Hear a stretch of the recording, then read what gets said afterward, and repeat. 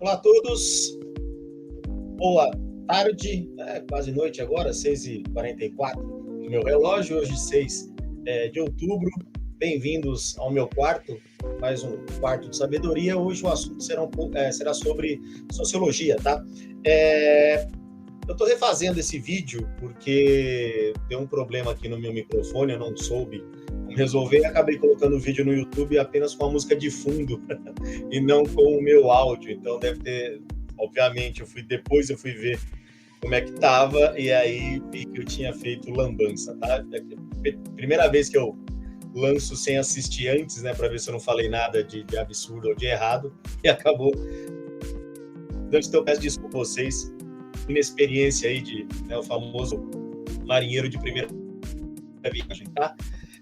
Bom, prazer em revê-los, tá? Professor Celso falando aqui com vocês. Se essa é a sua primeira vez aqui no canal, seja bem-vindo, tá? Eu espero que você aproveite bem a experiência desse nosso bate-papo, desse nosso diálogo a respeito de inúmeros assuntos, principalmente história, sociologia, cotidiano, sociedade, por aí vai, tá? Considere se inscrever, caso você assim ache interessante, ficarei extremamente feliz com a sua inscrição. Aos meus inscritos, mais uma vez, obrigado, e a todos aí que estão participando, eu peço que deixem seu like, compartilhem, né, o vídeo, deixe seu comentário, tá? Caso você tenha alguma dúvida, queira falar, escrever alguma coisa aí, alguma observação, algum tema que você queira que a gente possa debater um dia, e assim a gente vai, tá bom?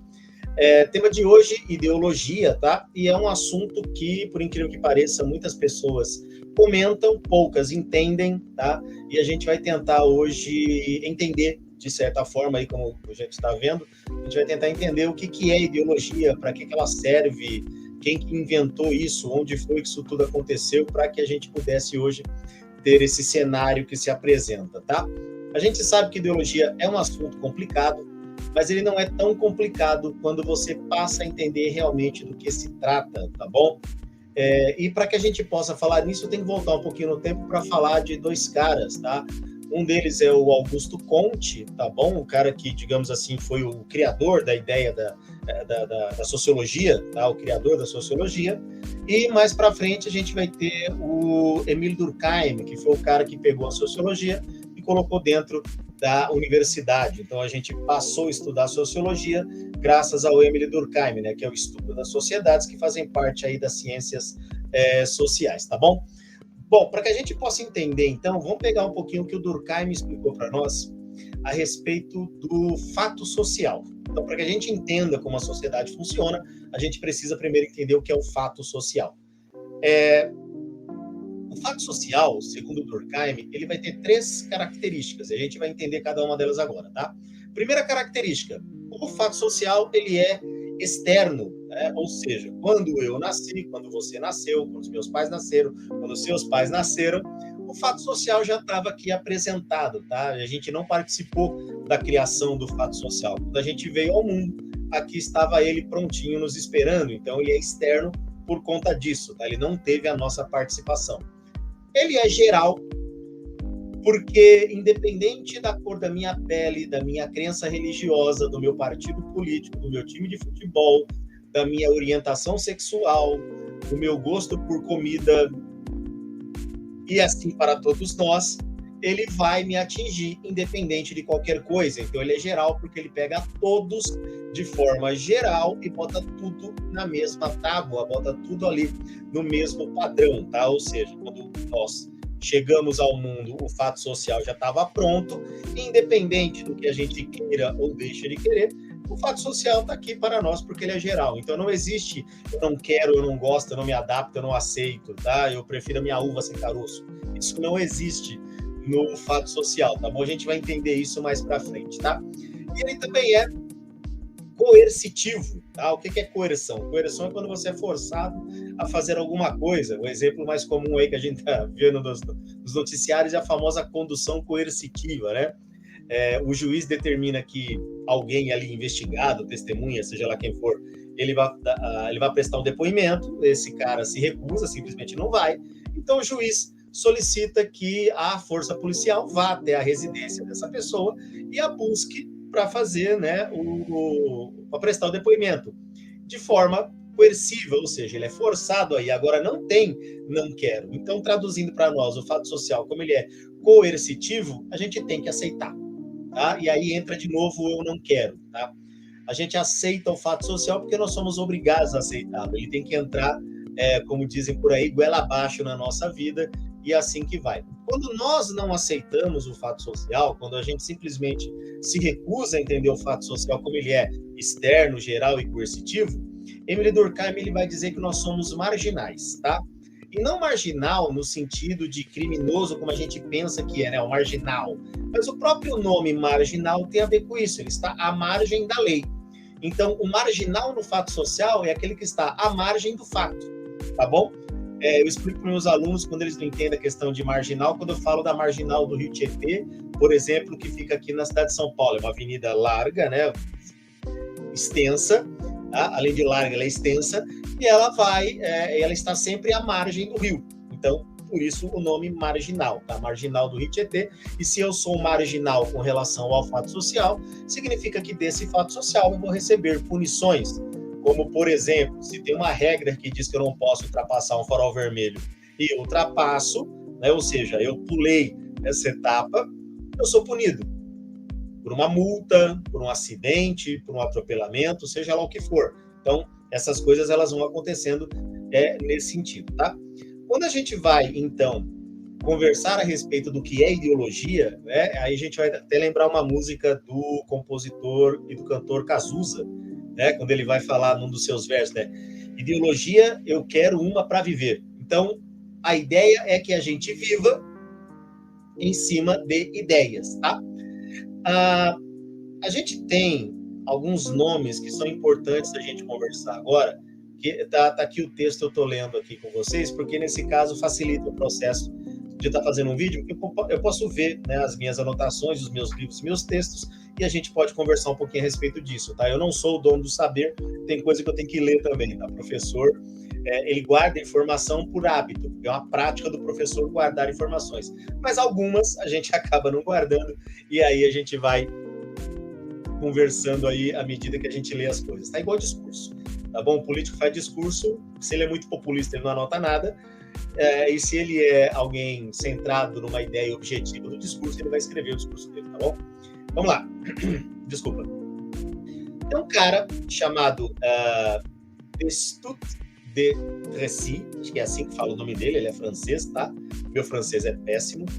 Ele vai desenvolver o termo ideologia para indicar o seguinte: uma ciência sobre as ideias, ou seja, um estudo científico a respeito do nosso pensamento, das nossas ideias, tá?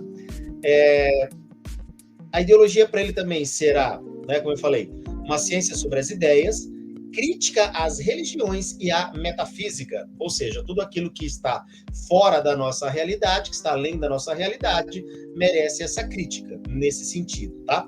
Porque a gente vai estar usando a razão. Então ele vai dizer o seguinte: quando a gente vai falar de ideologia, para Destutt é o seguinte: observar o funcionamento da razão, tá? Em nós, seres humanos, por meio dessas construções mentais, tá? Então, a gente precisa se preocupar com isso. Tem um outro cara também, que é o Francis Bacon, tá? Francis Bacon, ele vai dizer o seguinte: a realidade, ela não pode ser completamente compreendida, tá bom? Pois a verdade, ela estava encoberta por ideias falsas, incorretas, provocadas pelos ídolos, tá? Que nesse caso ele vai citar alguns ídolos, e existem muitos ídolos nesse caso, que depois a gente vai falar sobre eles num outro momento, sobre Francis Bacon, tá? Então, essas concepções erradas e preconceitos que obscurecem a mente humana, impedem que a verdade seja de fato revelada, tem culpa justamente nessa ideia da ideologia, porque ela vai, num certo momento, maquiar aquilo que é o real para nós, desde que a gente não use a razão. Se a gente não usar a razão, a gente é contaminado por isso. Se a gente usa a razão, a gente não é contaminado por isso. É o que vai dizer o Destutt, tudo bem? Um cara interessante para a gente conversar a respeito de sociologia, obviamente, é o Karl Marx, tá? Karl Marx ele vai falar de ideologia mais ou menos assim, tá? quem detém o poder político, quem detém o poder econômico e quem detém o poder religioso, esses três criam ideias, transmitem essas ideias para nós, dizendo que elas são verdadeiras e a gente acredita que é verdade e reproduz essa verdade, tá? Mas vamos pensar no seguinte, tá bom?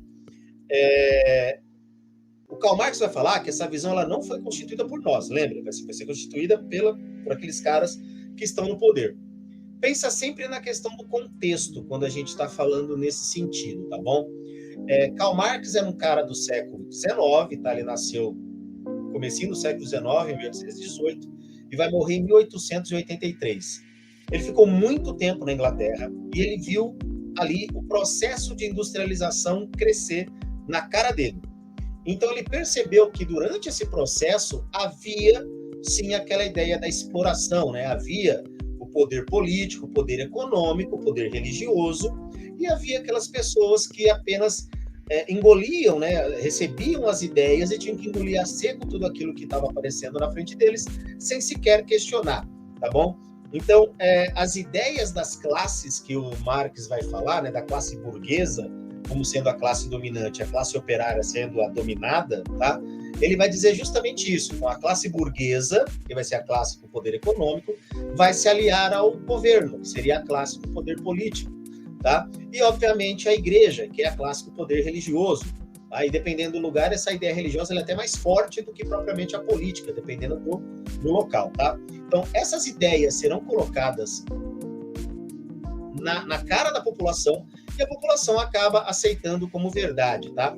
Então, a ciência, dentro das ciências sociais, a ideia do Karl Marx é a principal corrente dentro da ideia de ciência social, tá?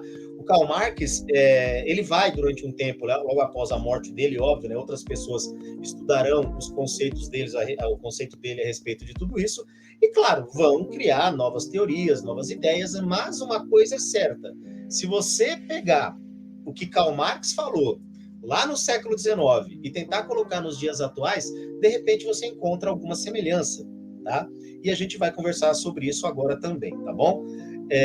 Então, para vocês terem uma ideia, tem um trecho do livro do Karl Marx e do Friedrich Engels, A Ideologia Alemã, tá? Que vai dizer o seguinte: os pensamentos da classe dominante são também, em todas as épocas, os pensamentos dominantes, tá bom? Essa é só a primeira parte do trecho, ou seja, o que a classe dominante pensa é o pensamento dominante, tá? Por isso que a gente vai ter muitos problemas com relação à ideologia, porque a gente vai perceber que muitas coisas nem sempre são aquilo que deveriam ser, mas elas são por conta da ideologia, por conta da sociedade de costumes, por conta de inúmeros fatores que nos levam a entender de forma equivocada o que seria a ideologia, tá bom? Então, continuando. Perdão. O Émile Durkheim, que vai herdar, né, do Augusto Comte, tanto a filosofia positivista como a ideia de sociologia, ele vai dizer o seguinte, tá? A gente precisa romper com as ideias não científicas, tá? Tudo aquilo que é oriundo de religião e metafísica, segundo Émile Durkheim, não pode ser colocado como algo a ser validado como real, porque a gente está falando da metafísica. O que é meta? Meta é além, physis, natureza. Então, além da natureza, tá? Então, quando a gente está além da natureza, não é daqui da onde a gente pisa, tá? E quando a gente tem nessa ideia metafísica a ideia religiosa, segundo o Émile Durkheim, tá? A gente vai ter falsas ilusões e falsas noções do que é o real, tá? Essas noções, essa falsa noção, essa falsa ilusão, elas vão distorcer qualquer percepção da realidade, razão pela qual, para ele, a ideologia ela não pode se pautar em questões metafísicas nem em questões religiosas. Lembra, Durkheim ele está estudando a sociedade como um todo e ele percebe que justamente algumas ideias colocadas por grupos dominantes, e olha que interessante, né? Ele era bem mais jovem que Karl Marx, mas querendo ou não, né? Tá tudo ali na Europa. O Durkheim ele era se não me engano, ele era da Suíça, Karl Marx era alemão, viveu muito tempo na Inglaterra, e entre esses acadêmicos, esses estudiosos, os livros vão passando, vão circulando, e eles vão, obviamente, conhecendo a obra um do outro. Não existe esse negócio de nunca ouvi falar de tal pessoa, pelo menos naquela época eles sabiam justamente disso, tá? Então, essas falsas noções se colocam no lugar do real, distorce e dificulta a percepção, tá? Então, para que o pensamento, para que o conhecimento se torne científico, a sociologia ela vai precisar romper com essas pré-concepções, tá? Então, o estudo da sociedade não pode se valer de questões metafísicas nem religiosas, que são, nesse caso, ideologias que ele vai dizer que são falsas noções da realidade, tudo bem? Eu me repeti para que você possa entender de forma clara. Obviamente, se ficar alguma dúvida, o comentário está aí para você poder, à vontade, fazer a sua pergunta, tá? Um outro cara, tá, que também, esse não é da mesma época do Karl Marx, ele nasce bem depois do Karl Marx, é o Karl Mannheim, tá? O Karl Mannheim, ele vai falar o seguinte, ele tem uma obra chamada Ideologia e Utopia, e ele afirma que a ideologia é uma visão de mundo do ponto de vista de quem está restrito à sua determinação social. Olha que interessante essa percepção dele. Olha lá, de novo. A ideologia é uma visão de mundo, um ponto de vista de que está restrito à sua determinação social. Então, nós temos, segundo Karl Mannheim, 2 tipos de ideologia, a particular e a total, tá? A particular relaciona-se a nós, né? Relaciona-se ao indivíduo, e a total ao grupo. Então, percebam, a ideologia particular ela vai ter um caráter mais psicológico, há mecanismos de engano e auto-engano, que são exercidos de forma consciente ou inconsciente na nossa vida. Então, a gente tenta colocar para nós certas verdades, tenta provar para nós que certas coisas são mentiras, que nós não estamos sendo enganados e que tudo que está acontecendo faz parte daquilo que nós vivemos. E quando a gente fala na ideologia total, vai corresponder a uma visão de mundo da classe social em particular e se relaciona a essa estrutura social. Por exemplo, né, vamos colocar para os nossos dias. Se a gente vê uma comunidade carente, uma periferia, uma comunidade, uma favela, vamos dizer assim, tá, para a gente entender, a gente sabe que lá existe uma ideologia que está relacionada ao modo de vida deles. Então, se você perguntar, de repente, para um morador de uma comunidade como que ele vê a atitude policial, como que ele vê a atitude do governo, como ele vê a atitude de outras entidades, ou como ele vê a atitude dos vizinhos, ele vai ter uma visão totalmente diferente de, por exemplo, o pessoal que mora num bairro mais rico, num bairro mais abastado. Então, essas visões tem a particular do morador da comunidade, tem a particular do morador do condomínio rico, e essas duas ideologias que são particulares vão se juntar, cada uma a seu determinado grupo social, e vai formar aquela ideologia total, tá bom? Então, às vezes, tá, existem pessoas que vão fazer discursos contra a ideia progressista, justamente por viver uma realidade que não é a realidade de quem quer que as coisas melhorem, tá? Vem aquela coisa do chamado conservador. Se tá bom para mim, tá tudo bem então, tá? E a ideia conservadora, para nós aqui no Brasil, ela tem a ver justamente com a sociedade de costumes, tá? Tem a ver com a ideia de que nós somos colonizados por uma moral cristã católica, tá bom? Por regras que até então eram cumpridas pela maioria a quem elas foi dada e não era cumprida por aqueles que a aplicavam, né? Então, a gente vai ter um pouquinho disso também na formação do Brasil. Por isso que essas ideologias, do que diz Karl Mannheim, tá? Ela faz um pouco mais de sentido para nós hoje em dia, tá? O pessoal da comunidade quer melhoria no bairro, quer rua asfaltada, quer escola, quer hospital. O pessoal do bairro rico quer mais policiamento, tá? Porque talvez tenha medo de ser roubado pelo pessoal da comunidade mais pobre. Pode ser que isso aconteça também, tá? Afinal de contas, como eu falei, são grupos sociais dentro de um cômputo maior, que é a própria sociedade. Então, são subgrupos que vão convivendo nesse sentido, tá?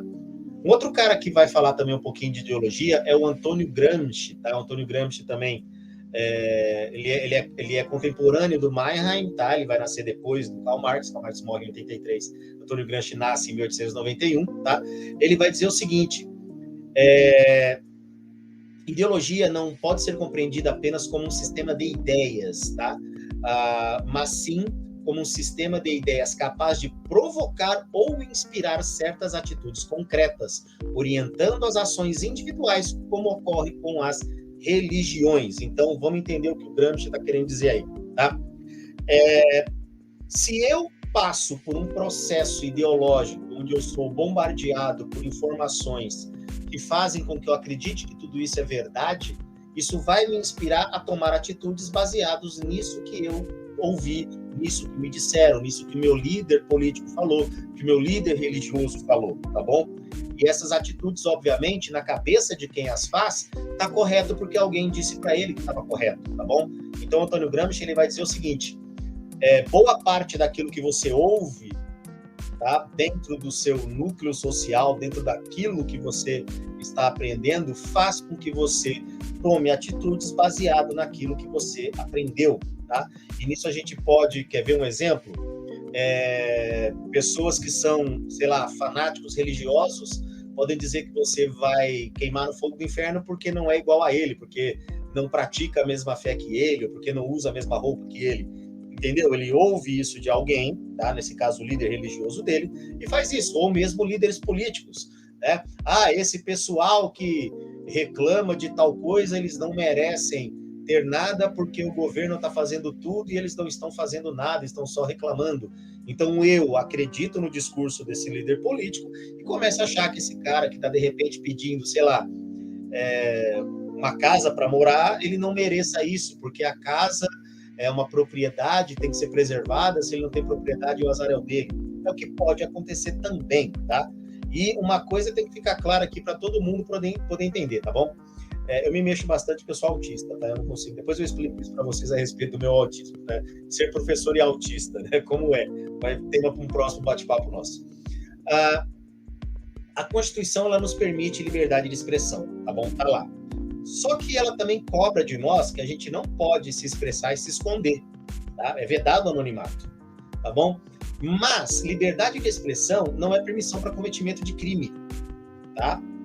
Eu posso não gostar de um político, eu posso não gostar de uma política econômica, eu posso não gostar, e é o meu direito reclamar, tá? É meu direito reclamar de certas leis que são feitas, tá? Ainda que eu tenha votado nos representantes que criam as leis, eu posso reclamar de uma lei que é feita. O que eu não posso é desejar o mal de outra pessoa. Nisso eu estou dizendo que é liberdade de expressão. Tem muita gente que de uns tempos para cá tem abraçado a ideia de estou usando a minha liberdade de expressão e criar calúnias à torta e à direito, né? Fazer pernécias aí, como se fosse a coisa mais simples do mundo, tá? Como se não houvesse limite para isso. Isso não é correto, tá bom? Liberdade de expressão é você poder ter, redundantemente, liberdade para se expressar, não para cometer atos ilícitos, atos que vão contra a lei, atos que vão contra o próprio fato social que diz que você não pode fazer isso. Aí é isso que nós precisamos entender. É uma pena que esse vídeo não vai atingir tantas pessoas como eu gostaria que atingisse, porque infelizmente nós estamos passando por isso hoje em dia. Muitos alegam liberdade de expressão e estão desejando que certas pessoas aí parem de respirar, tá? Se é que você me entendeu. Eu não posso ser tão aberto assim, apesar de ser um bate-papo muito franco, né? Mas infelizmente eu não posso falar certas coisas. E tem gente que faz isso e fala que é liberdade de expressão. Tivemos exemplos agora recentemente, muita gente dizendo que era liberdade de expressão e destruindo patrimônio público. Quer dizer, qual ideologia essa pessoa teve, né? Ou seja, ele pega as ideias que foram passadas para ele, segundo Antônio Gramsci, e ele toma atitudes concretas em cima disso. Então verdade. Então, já que essa pessoa tem que ir para o inferno, eu sou o cara que vai providenciar a ida dele para o inferno. Fica meio sem sentido isso, né? Quando a gente passa para o dia a dia, né, para o nosso dia a dia, para o nosso cotidiano, a gente vai perceber o seguinte, tá? Os indivíduos, nós vivemos em grupo, tá? Por mais que a gente queira ficar sozinho durante algum tempo, a gente faz parte de grupos. Por exemplo, eu faço parte do grupo da minha família, tá? Do mesmo jeito que eu faço parte do grupo dos professores do local onde eu trabalho, do mesmo jeito que eu faço parte do grupo de motociclistas que, de repente, viajam fazendo um passeio pela rodovia ali, até a praia, até o interior, sei lá, tá bom? E essas visões de mundo, elas é certo que essas visões de mundo que a gente vai ter, elas vão corresponder a determinadas formas de ideias, né, formas ideológicas que nos foram apresentadas e a contextos sociais nos quais nós estamos inseridos, tá bom?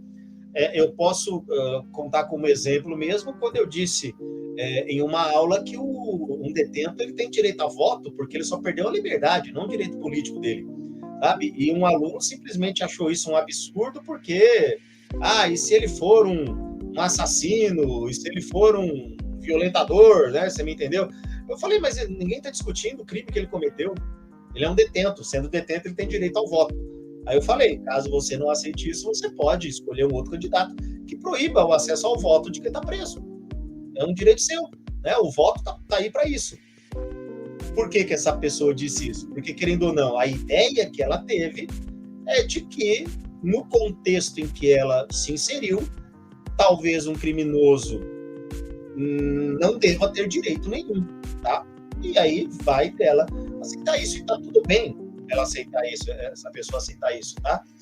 O que essa pessoa não pode, né, é de repente falar assim que todos os criminosos deveriam parar de respirar um dia após ser condenados, porque de repente pode acontecer que não, pode haver uma apelação, pode haver alguma coisa, uma pessoa pode ser inocente também, né? Então é isso que a gente tem que levar em consideração. Então, como não somos nós que criamos as leis, vamos deixar para quem cria, tá? Fazer isso da melhor forma possível, justamente para não atrapalhar o processo de viver em sociedade, porque, como eu falei, se nós somos produtos de ideologias, tá?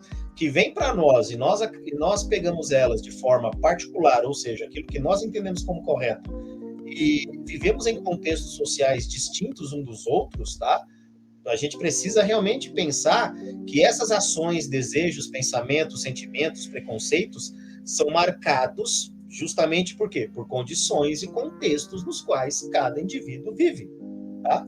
É no momento em que a gente está vivendo em sociedade que tudo que está acontecendo à nossa volta vai permitir que a gente repense certos valores, repense certas crenças. Quando você não se abre para isso, você corre o risco, obviamente, de sofrer, eu não digo sofrer violência, mas sofrer mentalmente, porque você não está se enquadrando, tá? Quando a gente fala de sociedade contemporânea, onde a estrutura social, no nosso caso, que ela é capitalista, você vai entender que é formada por uma determinada lógica de relação de trabalho. Tem quem manda e tem quem obedece, tá bom? E nesse sentido, contextos sociais também são variados, tá? De repente, o rapaz mora numa comunidade e não consegue emprego justamente por isso, porque o cara que é o patrão simplesmente achou que não era para dar um emprego para ele, porque na cabeça dele, quem mora em comunidade é marginal, o que não é verdade, tá bom? Não é assim que funciona. Mas tudo isso faz parte do processo ideológico, tá? Então, durante dados momentos da nossa vida, certos momentos da nossa vida, ideologias vão fazer parte desse processo, tá? Então, a ideologia, ela busca o quê? Ela busca ordenar essa realidade. Ela vai consolidar um discurso, tá? Vamos lá, de novo. Quem detém o poder vai consolidar um discurso no qual as particularidades do dominante serão generalizadas, ou seja, serão passadas para todos, e as contradições serão camufladas. Então vai ser o famoso, como dizem os antigos, né? Casa de ferreiro, espeto de pau, tá bom? É o famoso faça o que eu mando, mas não faça o que eu faço também, tá? E, querendo ou não, faz parte do processo ideológico. Lembra? A ideologia ela foi feita para ordenar a sociedade. E o ordenamento da sociedade ele só é feito através de ordens, tá? Através de regras que são criadas que nós devemos aceitar como verdadeiras, tudo bem? Então, assim, essa realidade ela vai se apresentar como homogênea, natural, e vai ocultar o quê?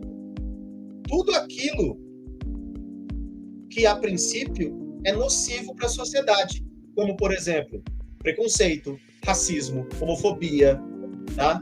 Falta de direito de certas pessoas, como, por exemplo, direito das mulheres com relação a salário igual, tá? E por aí vai. Numa ótica machista isso pode acontecer, porque, querendo ou não, lembra, a gente vive um contexto e esse contexto se mostra, a gente aprende que isso é o correto, tá? Até um tempo atrás, mulher não votava, você entendeu? Então, daí já parte do princípio de que havia, naquele momento, uma ideia de que mulher não precisaria votar, tá bom? E quando a gente pensa nessa ideia de mudar esse status quo, ou seja, esse grupo dominante, é que a gente vai perceber que surgirão movimentos que precisam acabar com isso, tá? Que precisam resolver isso. E, nesse caso, a gente pode falar de movimentos sociais.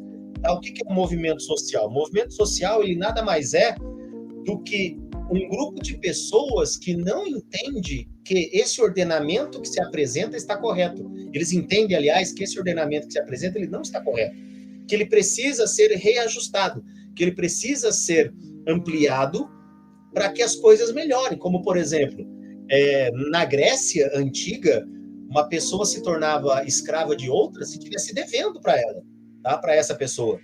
Tá? Por sorte, logo depois ali, se não me engano, foi Solon ou Draco, um desses dois aí, que acabou com a escravidão por dívida, mas se não tivesse acabado, como é que seria? Teríamos uma enxurrada de gente endividada, porque a quantidade de gente rica está diminuindo. Então, quanto menos pessoas ricas, mais pessoas pobres. Tá? Nesse contexto, você vai entender isso. E essas pessoas pobres contraindo dívidas, com esses ricos, só conseguiam pagar a dívida trabalhando de graça para elas. Então, quem garante quando acaba a dívida? O credor. Então, nós tínhamos escravização ad eternum nesse sentido, tá? A escravidão não tinha fim.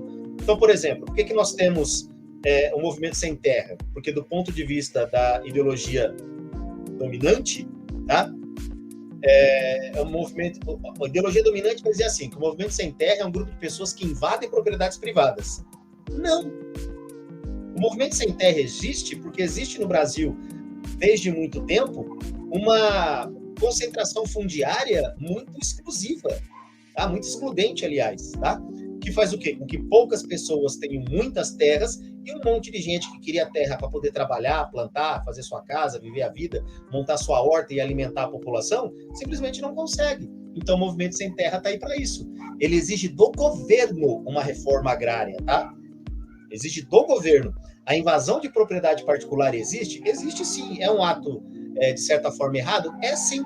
Mas se o movimento sem terra não faz isso, o governo não vem. Olha que interessante. Né? Por quê? Porque lembra, quem detém o poder dominante, a cachorrada aqui agora está animada na aula, tá, gente? Vocês vão escutar cachorros aí, que são os cachorros aqui de casa, tá bom? Quando chega minha irmã, eles fazem festa. Mas tudo bem, o importante é a aula, o importante é o bate-papo. Daqui a pouco eles param, garanto para vocês, tá?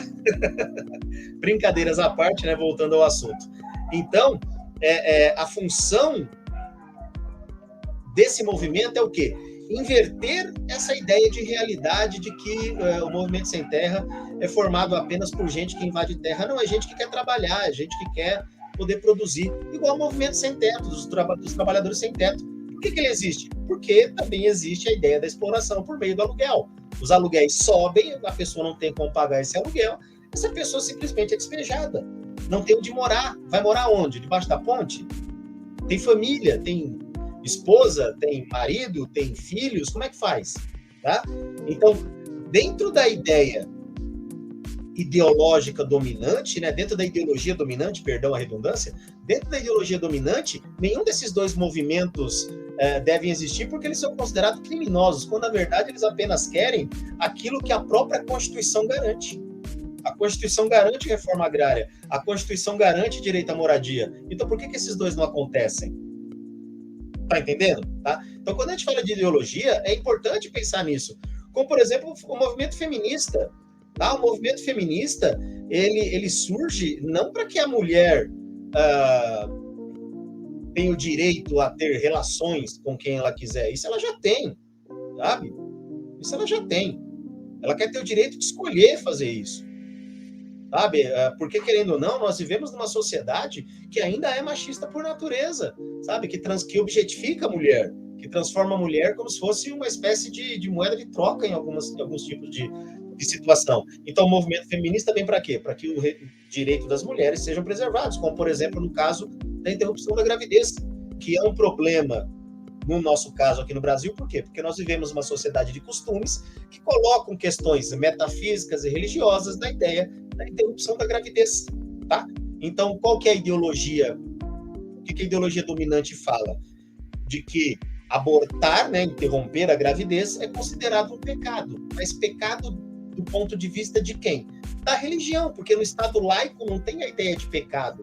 E lembra, o Estado brasileiro, por mais que não pareça, o Estado é laico, tá bom? Não pode misturar a religião com decisões do Estado e vice-versa. Ah, nós vemos aí casos de meninas que sofreram violência e que tiveram autorização para interromper a gravidez, que invadiram o hospital, fizeram estardalhaço lá para que isso não acontecesse. Mas e o drama da vítima? E o drama da menina, que foi a vítima da violência? Isso não é levado em consideração? Tá? Ah, mas foi a vontade do ser divino. Gente, o ser divino, nesse ponto, tá? E por mais que o Celso seja religioso, o divino não pode se meter nessa situação simplesmente porque, querendo ou não, a pergunta que a gente pode fazer nesse ponto de vista é: onde estava o divino quando aconteceu a violência? Tá? É isso que tem que ser levado em consideração. Por isso que, lembra que eu falei? A gente não pode colocar, eu não, né? Durkheim, Mannheim falou, né? Falaram, a gente não pode colocar o divino, o metafísico, o religioso dentro de questões de realidade, tá? Então, as ideologias, elas justificam um estado das coisas. Então, a coisa tem que funcionar dessa forma, porque assim é melhor para a população. E a gente sabe que não é assim que funciona sempre, tá? Então, o que a gente pode tirar de tudo isso, desse nosso bate-papo? Que a ideologia, né, por exemplo, do ponto de vista político, esqueci de falar, né? Ideologia política. Pessoas brigam, pessoas se machucam, pessoas morrem por questões ideológicas políticas quando, de fato, mal entendem sobre o que, ou para que, ou por que estão lutando. Tá? Porque, lembra? Quem detém o poder político fala as verdades, a gente acredita que é verdade e a gente replica. Como aconteceu, se não me falha a memória, no ano passado, quando o aeroporto lá em Brasília, né, quase sofre um atentado. Por que razão alguém colocaria algo em um aeroporto para prejudicar tantas pessoas? Querendo ou não, faz parte de um processo ideológico. Ele aprendeu com alguém que algo deveria ser feito para mudar a realidade, para que houvesse uma volta de uma ideologia conservadora contra a ideia do progresso, tá? Porque a diferença entre conservador e progressista é a seguinte: o conservador quer que a ideologia predominante permaneça para garantir seus privilégios. O progressista quer que a ideologia dominante se mude, mude a forma como agir, para que todas as pessoas possam ser beneficiadas, tá? Essa é a ideia central das coisas. A gente não pode, tá? E aí, nesse caso, tem que falar como cidadão, né? Todos nós somos. O ser humano não é um animal político, já diria, se não me falha a memória, Aristóteles, tá? Nós, como animais políticos, devemos também entender que a razão ela é fundamental no processo de compreensão das ideologias, tá? Ideias que nos levam a praticar a violência contra os nossos iguais, ela não pode ser passada para frente, tá bom? Então, a ideologia, ela é isso, e ela serve tanto para controlar as pessoas,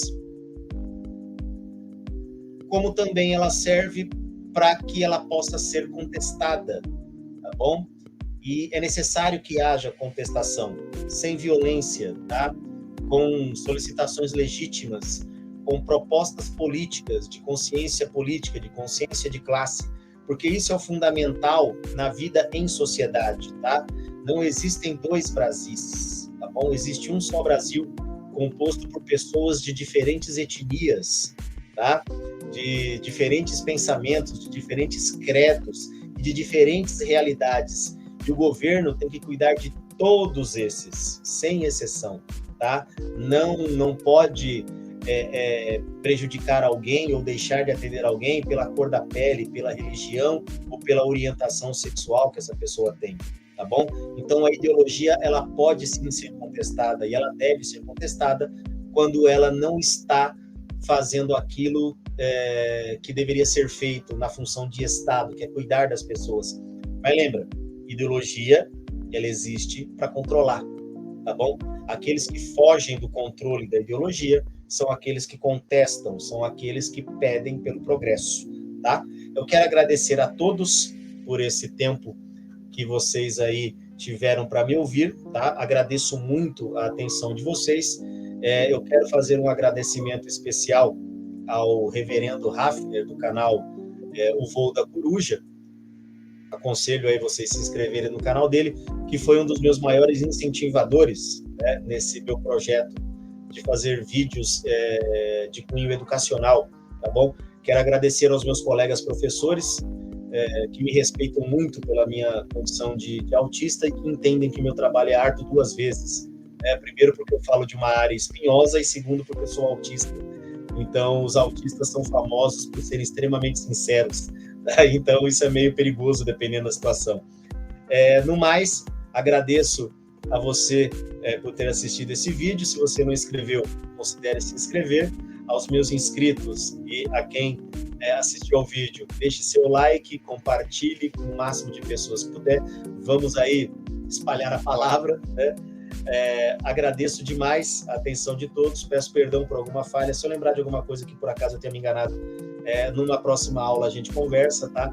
Hoje, como é sociologia, eu deixei o pontinho roxo ali, tá? Quando for história, o pontinho vai ser azul, justamente para que a gente possa também entender do que a gente está falando, tá? No mais é isso, agradeço a todos, desejo tudo de bom para vocês, um abraço, tudo de bom, com licença.